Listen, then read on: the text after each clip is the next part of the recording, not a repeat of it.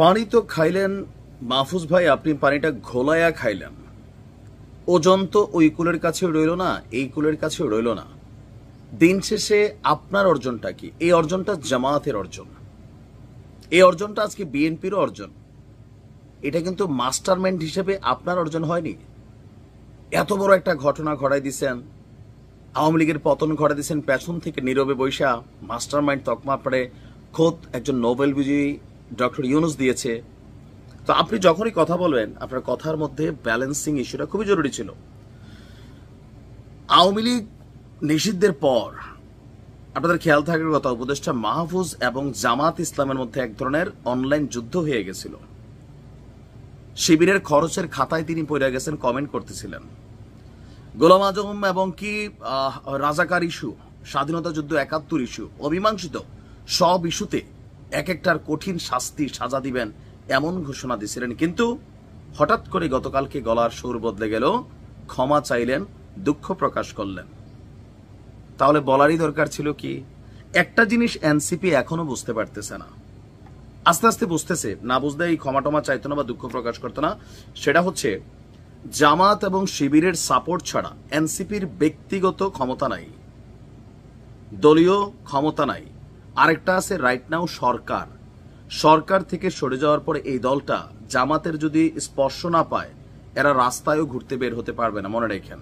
বলে আপনি কেমনে বলেন ভাই? ওই যে আওয়ামী লীগের শত্রু তো বানাই রাখছে, বিএনপির নব্য শত্রু বানাই ফেলছে, জাতীয় পার্টি শত্রু, চারদিকে শত্রু, মাঝখানে জামাতও শত্রু বানাই ফেললো। তো হাঁটবেন কার কাজ দিয়া?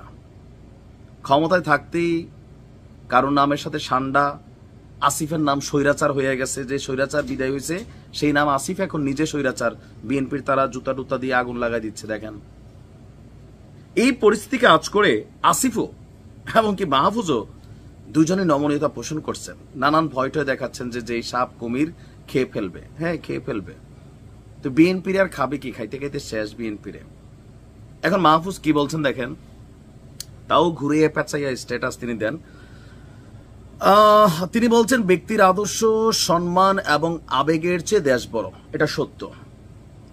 দেশপ্রেমিক শক্তির ঐক্য অনিবার্য। দেশপ্রেমিক কারা আর দেশদ্রোহী কারা, এটা আসলে নির্ধারণ আবার করে কারা? যারা ক্ষমতায় থাকে বিরোধী দলকে অলওয়েজ দেশদ্রোহী বলে। যেমন আওয়ামী লীগ থাকতে এদেশে দেশদ্রোহী ছিল জামাত ইসলাম, রাজাকার হিসেবে চিহ্নিত ছিল, বিএনপিকে বানাই দিত। এখন এই আওয়ামী লীগ হয়ে গেছে দেশদ্রোহী। আবার ক্ষমতার পালাবর্তনে বিএনপি এবং জামাত তারা হচ্ছে দেশের সবচেয়ে বড় দেশপ্রেমিক। জামাত তো দাবি করে সেনাবাহিনীর পরে তারাই সবচেয়ে বড় দেশপ্রেমিক, এটা নিয়ে আবার ট্রোলিং এর শিকার হয়েছেন। আর আওয়ামী লীগ দেশদ্রোহী গাদ্দার রাইট নাও। তার মানে এই দেশের দেশপ্রেম নির্ধারণ করে ক্ষমতার চেয়ারে বসে থাকা ব্যক্তিরা যে আমার দেশপ্রেম আছে, আমি কি ভারতের চাটুকার না পাকিস্তানের চাটুকার, আমার কি আসলে দেশপ্রেম কি আছে, এটা নির্ধারণ করবে ক্ষমতায় বসে থাকা ব্যক্তিরা। আজব এক দেশ। আচ্ছা, তো তিনি বলছেন যে দেশপ্রেমিক শক্তির ঐক্য অনিবার্য। আগেকার যে কোনো বক্তব্য এবং শব্দচয়ন যা বিভাজন ছিল, বিভাজনমূলক ছিল, সেগুলোর জন্য আমি আন্তরিকভাবে দুঃখিত।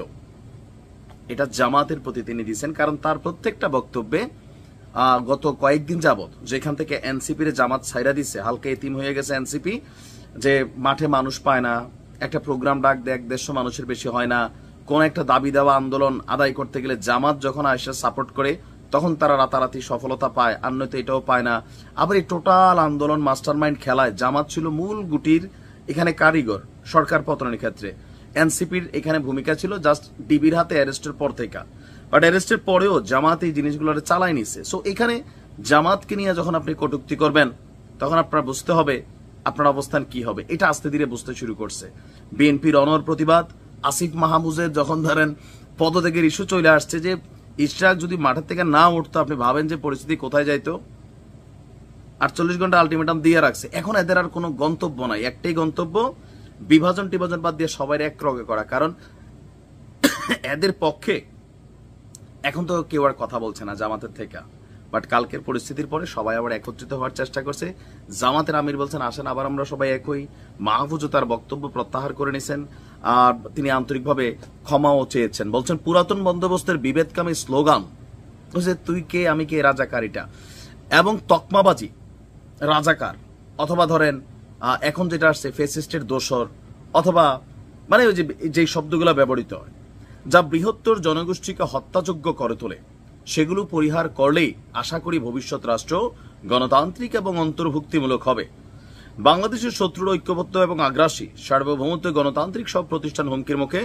দেশপ্রেমিক জনগণ যারা জুলাই অভ্যুত্থানে ঐক্যবদ্ধ ছিলেন, তাদের সামনে দীর্ঘ পরীক্ষা।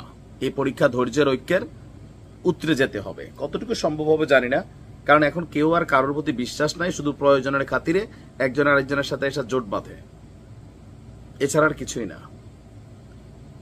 তো জামাতের নেতা কর্মীরা যথেষ্ট পজিটিভ ফিডব্যাক দিচ্ছেন। মাহফুজের পিঠে আবারও হাত রাখার আমি কমেন্ট দেখলাম যে আমরা আছি ভাই, ধন্যবাদ, আপনি আমাদেরকে গোলাম আজমের বাংলাদেশ অথবা এগুলা থেকে আপনি যে ভুলটা বুঝতে পারছেন, যাদেরকে চুনকে বিচার করা হবে, প্রত্যেকটারে কঠোর শাস্তি দেওয়া হবে, দেশ ছেড়ে বের করে দেওয়া হবে, এগুলাতে মানে মাহফুজ তার নিজের ভুল বুঝতে পারছে।